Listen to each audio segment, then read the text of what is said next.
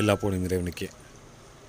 நம்முடைய சமூக வலைதளங்களில் உள்ள அனைத்து சகோதர சகோதரிகள் உங்கள் மீதும் உங்களுடைய குடும்பத்தார் மீதும் எல்லாம் உள்ள இறைவனால் உண்டாகட்டும். அஸ்ஸலாமு அலைக்கும் வரஹ்மத்துல்லாஹி வபரகாத். அன்புள்ள சகோதர சகோதரிகளே, நம்முடைய சமூக வலைதளங்களை சில நாட்களாக சில மாதங்களாக ஒரு ஆரோக்கியம் சார்ந்த ஒரு தகவலை உங்களுக்கு வெளியிட்டு இருக்கோம்.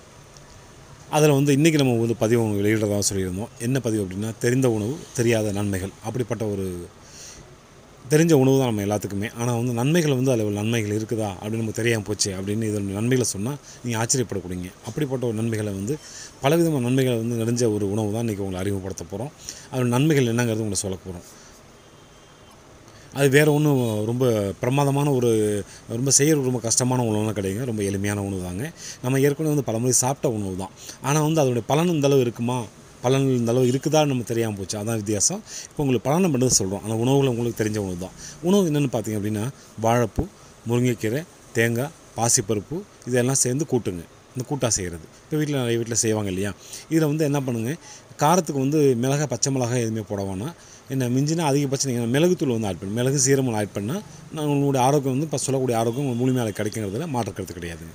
சரி, இதில் என்ன ஆரோக்கியம்லாம் இருக்க சொல்லுங்கள் அப்படின்னு நமக்கு கேட்கலாம். இப்போ இதில் என்ன ஆரோக்கியம்னு பார்த்திங்க அப்படின்னா, இன்றைக்கி நிறைய பேத்துக்கு அந்த ரத்த பிரச்சனை இருக்குது, ரத்த சோகை பிரச்சனை இருக்குது இல்லையா. இன்றைக்கி ரத்தம் கம்மியாக இருக்குது.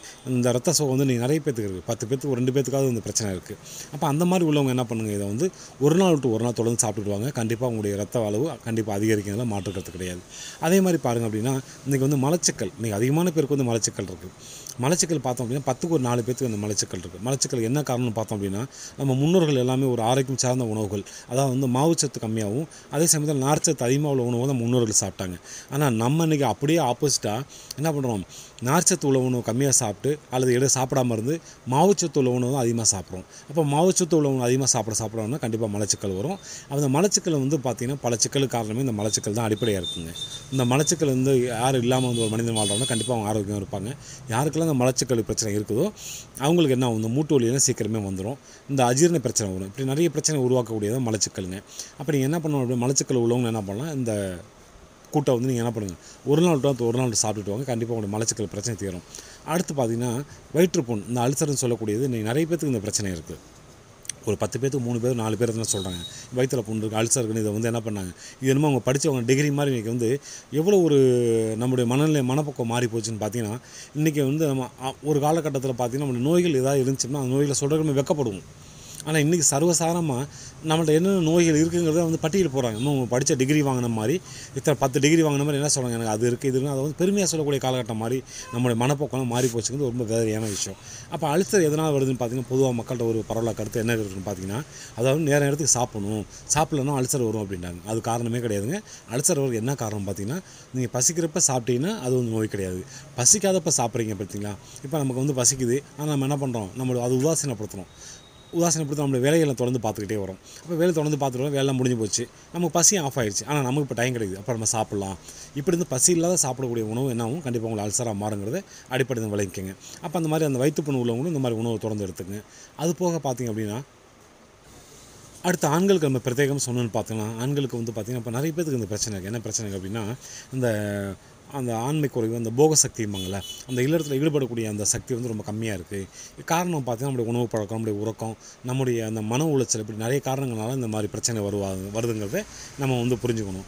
அப்போ அந்த மாதிரி உள்ள ஆண்கள் என்ன பண்ணலாம், இந்த வாழைப்பூ, முருங்கைக்கீரை, பாசிப்பருப்பு, தேங்காய், மிளகு சீரகம் போட்டு இந்த கூட்டாக செஞ்சு என்ன பண்ணுங்கள், வாரத்தில் நீங்கள் 3 நாள் குறைஞ்சபட்சம் சாப்பிடுங்க. கண்டிப்பாக உங்களுடைய அந்த போக சக்தி, அதாவது இல்லறத்தில் ஈடுபடக்கூடிய அந்த ஒரு சக்தி அதிகமாக கிடைக்கும். அது போக பார்த்திங்கன்னா நிறைய மக்களுக்கு பார்த்திங்க அப்படின்னா, ஆண்களுக்கு என்ன அப்படின்னா இந்த துரித கடிதம்பாங்க. என்ன அப்படின்னா சீக்கிரமே வெளியே வந்துடுது, 1 நிமிஷம் 2 நிமிஷத்தில் வந்துடுது. இந்த மாதிரி உள்ளவங்களை என்ன பண்ணலாம், கண்டிப்பாக அந்த உணவுகளை தொடர்ந்து சாப்பிட்டுடுவாங்க. கண்டிப்பாக உங்களுடைய மாற்றங்கள் எல்லாமே நல்ல உடலில் உங்களுக்கு தெரியும். ஆனால் என்ன அப்படின்னா, இது நம்ம ஒரு வேளை 2 வேளை சாப்பிட்டு பலனை எதிர்பார்க்க வேணும். குறைந்தபட்சம் வாரத்தில் ஒரு 3 நாள் சாப்பிடுங்க. குறைந்தபட்சம் ஒரு 3 மாதம் 4 மாதம் லாங் டைம் சாப்பிடலாம். ஒன்றும் அதனால் எந்த ஒரு கெடுதலுமே கிடையாதுங்க.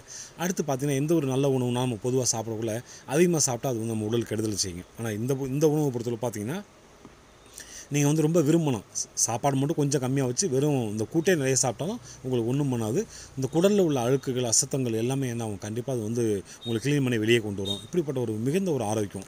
இதில் வந்து இன்னும் பல விதமான ஆரோக்கியங்கள் இருந்தாலும் உங்களுக்கு இன்றைக்கி சொல்லப்பட்ட விஷயங்கள் பார்த்தீங்கன்னா ரொம்ப கம்மியான விஷயத்த அவங்க சொல்லியிருக்கோம். இதை நம்ம வந்து இந்த விஷயமே கம்மியான விஷயமே வந்து இவ்வளோ விஷயமா இருக்குதா அப்படின்னு நமக்கு ஆச்சரியங்கள் படலாம். கண்டிப்பாக வந்து இப்போ நான் சொன்னதை வந்து நீங்கள் கேட்பீங்க, இதன்படி நீங்கள் செஞ்சு சாப்பிடுங்க. உங்களுக்கு பிரச்சனை இருந்தாலும் சரி, இல்லாட்டினாலும் சரி, இல்லாட்டினா கூட உடல் ஆரோக்கியமாக இருக்கும். அப்போ சில பேர் நினைக்கலாம், இந்த பிரச்சனை உள்ளவங்க தான் சாப்பிடணும், அப்படி கிடையாதுங்க. இது வந்து ஒரு ஆரோக்கியமான உணவு. இந்த உணவில் நம்ம தன்மைகள்லாம் இருக்குது. இந்த மாதிரி பிரச்சனை உங்களுக்கு சரி பண்ணுங்கிறத உங்களுக்கு கூடுதல் தகவலை சொல்லியிருக்கோம். பிரச்சனையே இல்லாட்டினாலும் கண்டிப்பாக சாப்பிடுங்க. உடல் உங்களுக்கு இன்னும் மேற்கொண்டு ஆரோக்கியமாக இருக்கிறத மாற்று கருத்து இல்லை. சரிங்களா? சரி, அன்புள்ள சகோதர சகோதரி, தினமும் சொல்ல ஒரு ஆரோக்கியத்தை மாதிரி இன்றைக்கி ஒரு ஆரோக்கியத்தை உங்களுக்கு சொல்லியிருக்கோம். இறைவன் நாடலாம் இதை போல் இன்னொரு சிறந்த தகவல்கள் விரைவில் சந்திப்போம். அது வரைக்கும் எனக்கு என்னுடைய குடும்பத்தார் உங்களுடைய பிரார்த்தனை தேவை. உங்களுடைய பிரார்த்தனை எதிர்பார்க்கணும். எங்களுக்கு பிரார்த்தனை செய்யுங்க. நன்றி. அஸ்ஸலாமு அலைக்கும்.